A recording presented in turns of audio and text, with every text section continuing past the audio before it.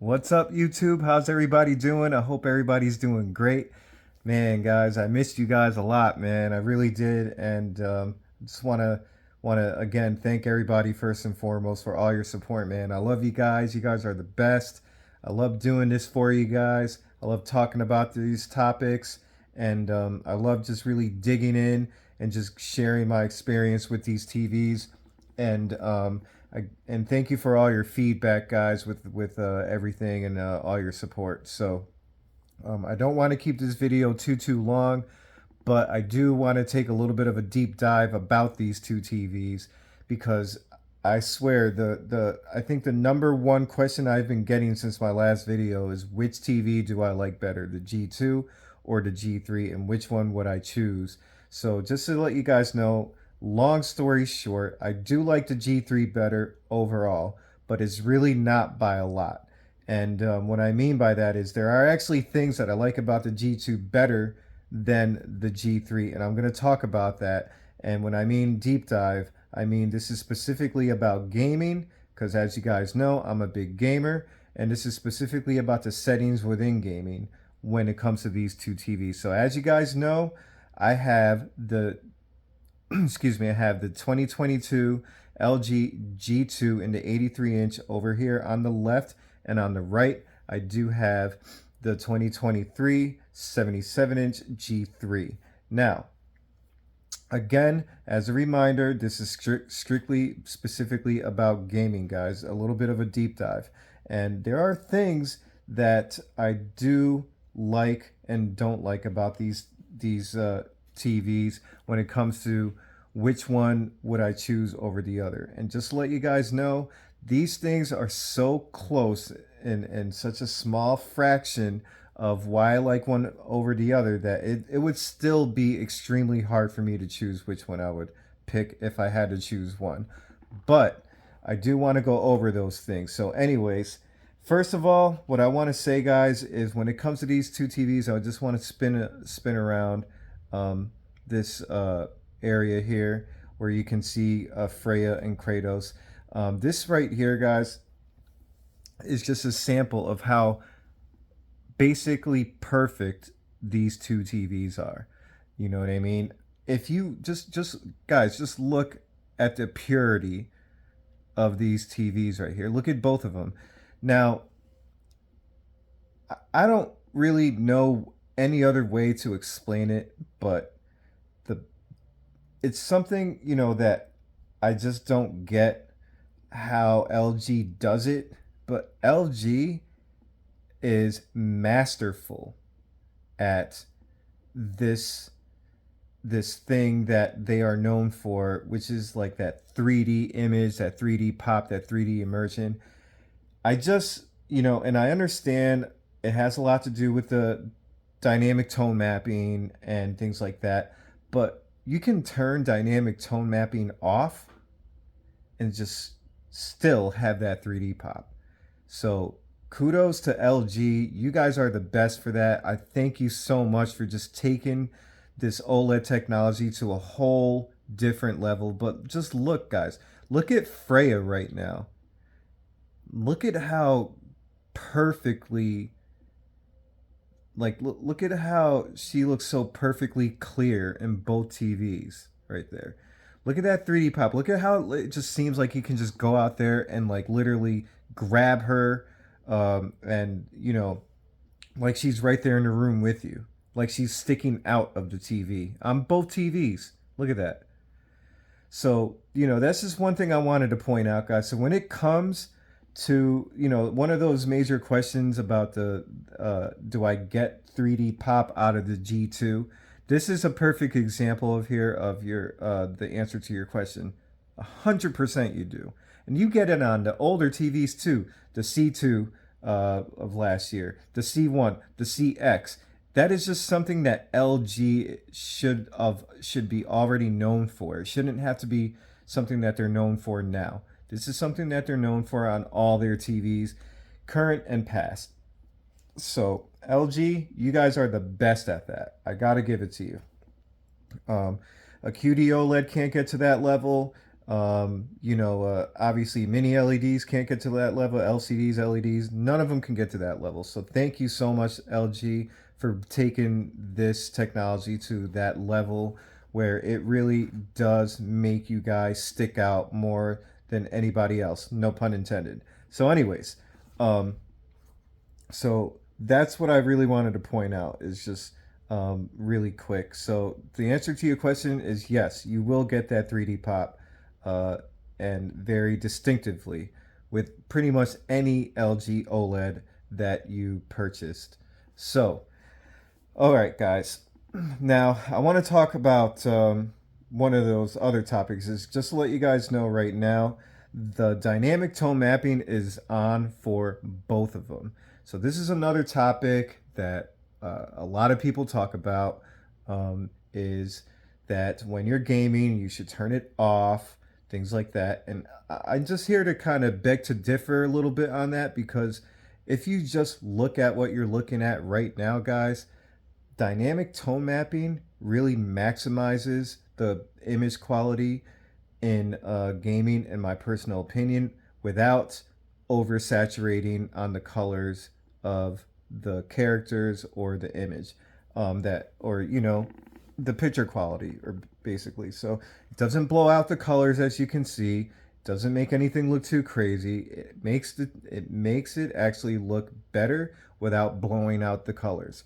And again, any professional will tell you should probably turn that off, is to make it look more either color accurate or make it look more so as how the creator intended it to look. And I respect that. I do. And I'm going to show you when I think you should turn off dynamic tone mapping. And I personally think you should really turn off dynamic tone mapping in the darker scenes or darker areas of the gaming, of what you're gaming. And this game right here, God of War Ragnarok. First of all, if you haven't played this game, you're just crazy. This is my number one favorite game on the PS5 right here. So I can play this game still, even though I already finished it, over and over again. And I will get a different experience every single time because it's just such a great game. The detail in this game is great. The way this game takes advantage of the PS5's capability is amazing in this game, and performance is this game is top tier. So I would strongly recommend, if you haven't played this game, get it immediately. You will not be missing out. It's quite the game. But anyways, I'm gonna show you guys a couple of things here. So I'm gonna go to my settings on the G3, and I'm gonna show you guys where I'm at as far as game optimizer. As you can see, I'm in RPG, and we are going to game optimizer, right? I'm just going to show you kind of the little things that I recommend as far as, again, these things change depending on what game you play. But when I played this game, I really do like black stabilizer on 11 and white stabilizer on 4. And as you can see, the rest is going to kind of be default. I do like my sharpness on 17. This can go up all the way to 50. 17 I feel like is a good level where it doesn't start to show artifacts and look over processed. Color depth I am at 60, and actually I can usually put that a little bit higher, but for the video and the camera I think 60 and is good to keep it as a fair comparison. So as you can see, that's where I'm at right there. I'll go to game and I'll show you reduce blue light is actually off. I do like that cooler look, guys. I know a lot of people do like that feature on. I prefer it off. I think it looks better. But again, I know a lot of people do like the warmer look. And just to let you guys know, on both TVs, in the color settings, I am at warm 50. So I do like it warm overall, but I think putting it to warm 50 and then turning this feature over here, the blue light, and turning it on, I think is a little over warm. But anyways, fine tune dark areas I always keep at 0. So I'm going to back out, and then I'm going to show you that the G2 is basically in that same. So I'm under RPG. We're going to go to Game Optimizer. And as you can see, we're going to go to, we're going to go to Picture. Again, we are at 11, and we are at 4. And all this is the same. Color depth 60. Dynamic tone mapping is on. All right, and then I'm going to go down to Advanced. And you will see when I go to Brightness, again, dynamic tone mapping on. And blue light, reduced blue light is off right there. So clarity, we're going to get to that. But I like to keep the super resolution on low. And then we're going to go to color, as you can see. What I like, I'm gonna get to this topic right over here in a second. So let's go back. LG G3. And again, these are just recommended settings, guys, that I really like a lot when gaming specifically. So as you'll see, we're gonna go here. You're gonna notice that fine tuning is off. We're gonna go up to brightness.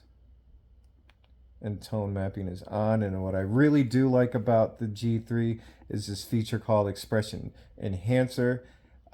This particular feature I really like a lot, but for fair comparison's sake, I turned it off. But really, I like it on. As you can see, I can switch it to either detail or brightness. I'm going to keep it off for now, but I really do like detail the most out of all of it. All right. All right, guys. So here's what I don't like about the G3. All right. So we're going to, again, go to settings and we're going to go to advanced, right? All right. What I don't like is when you go to color, you're going to notice, again, fine tune is disabled, right? Now, what fine tune does is you can see it'll adjust the color as you like to fine tune the image. This feature is not available while connected to a PC. All right. So basically what that does is you can choose each individual color and fine tune them within the game that you're playing. That is disabled. White balance is still on. And you can always change your red points and things like that. But over here, you cannot, right? So that's what I'm not a fan of. Because if sometimes I feel like regular OLEDs, WOLEDs, whatever you want to call them, standard OLEDs, they do struggle sometimes with certain colors versus QD OLEDs, especially the reds, right? So I'm not a fan of that when it comes to the G3. Now we're going to go ahead and X out. We're going to go to the G2. You're going to notice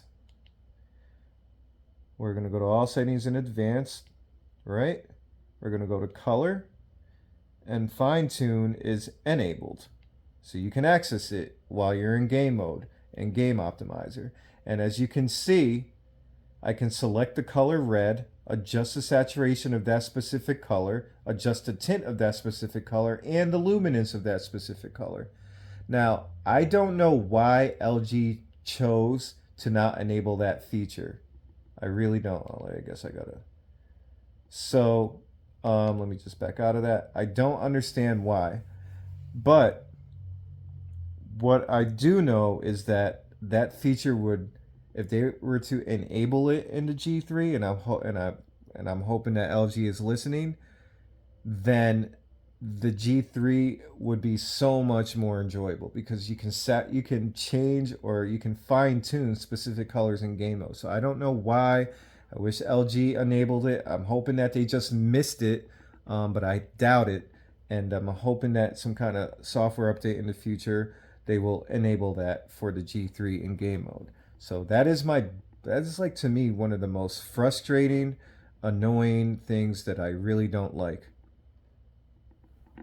about the G3. All right, so that's where I'm at with that one. Not a big fan at all. So now, as you can see, when you're looking at these two TVs in the background, you can tell even with dynamic tone mapping on, yeah, the G3 is brighter, which I really appreciate a lot. Um, but as you can see, looking at Kratos's shoulder pads, I can actually make them, just a deeper red if I wanted to, and fine tune that color. All right. So although I do like the G3 better, that's just one feature that I'm not excited about. I'm not happy with when it comes to the G3. Don't understand why they can't do it. It's extremely upsetting. That's to me a huge negative. So, but overall, again, when you compare these two TVs, overall, you can make the G3 look more like the G2, but you can't make the G2 look more like the G3 if you wanted to max out the brightness and things like that. So, um, well, I will say too is when you're looking at these images, I mean, look how beautiful. Oh my God, look at that. When you look at these images, you're going to notice that although the G3 is brighter, it's not losing detail. And I know that's one of those things that a lot of people talk about. So we're going to go to another area on the map, and I want to show you guys, something a little bit on the lighter scene.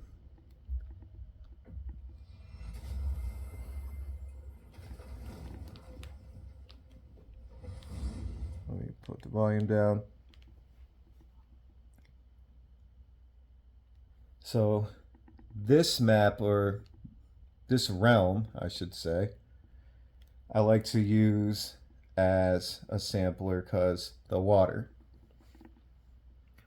All right, guys. So now, one of the other things that a lot of people are saying is that the LG has is known, or the G3 specifically is known to have more of like a green tint over the like an overlay, like a tint.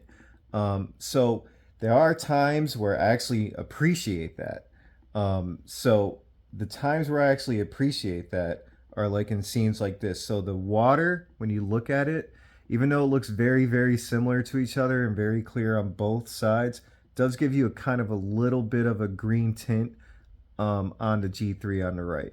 You see that? I don't know if you guys can tell through the camera. I know I'm looking through the camera right now, and I certainly can see a little bit more of a green tint. When you look in the sky, they both look beautiful. And then when you look down, you can kind of see a little bit more of a green tint right there. I think that has a lot to do with that MLA technology. I guess it's a very light green layer, is my understanding. Barely noticeable. But again, I like the way it looks in certain scenes. I don't think it is enough to say, "Oh no, I won't buy the TV because of it." I think that pinkish tint on a QD OLED has more an effect on the picture than the green tint does on the G3. That's just a personal opinion of mine. I think it's more noticeable. That pink is more noticeable, even though it's barely noticeable in person on a QD OLED, than it is with the green on the G3. So as you can see, it's still bright, still stunning. Look at the sky. I mean, the blues are beautiful on both. You can't go wrong. And again, this is with dynamic tone mapping on, right? So I like dynamic tone mapping in bright scenes. I think it looks great. All right, so now we're going to go to a dark scene, and I'm going to tell you why I think turning off or putting it on HEIG tone mapping looks better. I don't mean to be long here, guys, but I like to really just kind of talk about what my points are. Because you know what, guys? There is no rules, in my personal opinion, on what you should do or what you shouldn't do. It's all, you got to remember, guys, when you're playing these games, every game is different. So that's what's so beautiful about these TVs is you're going to be spending $4,500, $5,000 on the big screens, whatever. You got to really take advantage of why you're paying that much money and all these features that these TVs have to offer. Dynamic tone mapping, and the image enhancer, all the different features. So, anyways, over here, dynamic tone mapping is on, right? And as you can see, it kind of blows out the picture, right? You can kind of see it's a little overkill. And then this is when I like to turn on or turn it to HGIG. So we're going to go to advanced, to brightness, tone mapping is on. We're going to turn that off, or we can turn it to HGIG. There's really not that much of a difference, right? We're going to do the same thing right here with G2. And you're going to simply see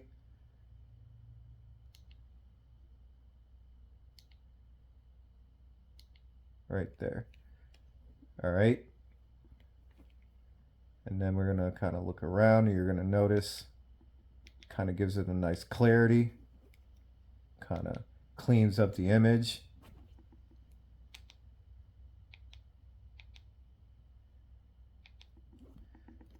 And you're good to go. You see? So that's basically all I wanted to show you guys right there. Is it cleans up the image very nicely. And then from there, you can tune, or you can fine tune the dark levels and the white levels to within game app optimizer mode if you choose to. So if you wanted it a little bit darker,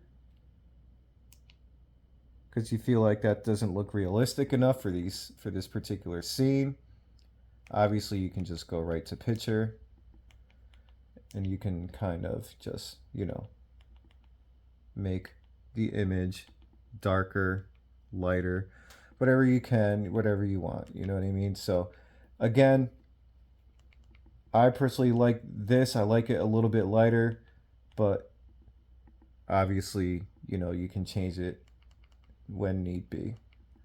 So again, that's just a personal opinion, guys. But, and that's all I really wanted to kind of talk about at the moment. These videos here, guys, are just for showing. They're not telling you what to do, or how you should really keep or set up your settings, your picture settings. Again, you have to remember, guys, you're paying whatever money you're paying for these TVs, your hard-earned money. You don't listen to all of it. Respect what the pros are telling you. You don't have to listen to all of it because it's all about personal preference. And again, this is gaming we're talking about, and these are TVs we're talking about. You don't, just because some professionals will curse you for having a certain feature on or a certain feature off or a certain type of HDR on or a certain type of HDR off, doesn't mean that at home you're not allowed to do it. All right, you can make it the way you want it. You can fine tune that's what you spend your money on. That is the whole point. It's all about your personal preference and what you personally like. So everyone's different. Everyone has a different room. Everyone has a different setup at their home. Everyone has different lighting in their room. So please don't worry, guys. It's not the end of the world. You can do what you want to do. And as you can see, I'm doing what I want to do. And look at how beautiful this image looks. Look at that. Look at how clear it looks. Look at how much detail there is. It's not overblown. It's not looking crazy. It's not looking ridiculous. It looks just fine. And I am not going strictly by the book of what everybody or all the pros are telling you to do. As a matter of fact, I like it better. I like more color. I like more color pop and tone, and I like how the dynamic tone mapping already, or just kind of capitalizes the already great look of that 3D pop. So you don't have to go strictly by the book. All right, guys. So that's my whole point. I hope you guys enjoyed this video. And if you guys, again, the answer to that question is yes, I do like the G3 better, just because it has more features or built-in features overall. Because I don't only game, I also watch movies, and I change my settings in movies too. So But I will say the motion processing, both of them are tier one. They cannot be beat. I don't care what you guys tell me. The Sony is great. The A95K was great. It still didn't have uh, that that motion handling that the LG has. And to me, that's like one of those deal breaker things. But anyways, I don't want to get too far into it. I love you guys. I hope you guys had a great day. I'll see you guys on the next one. Please let me know in the comments what you guys think. Please let me know if there's any type of comparison that you would prefer me to show in either gaming or movies or anything. And I'll be more than happy, as you already know, to do that. So hope to hear from you guys really soon, and I'll see you on the next one. Take care.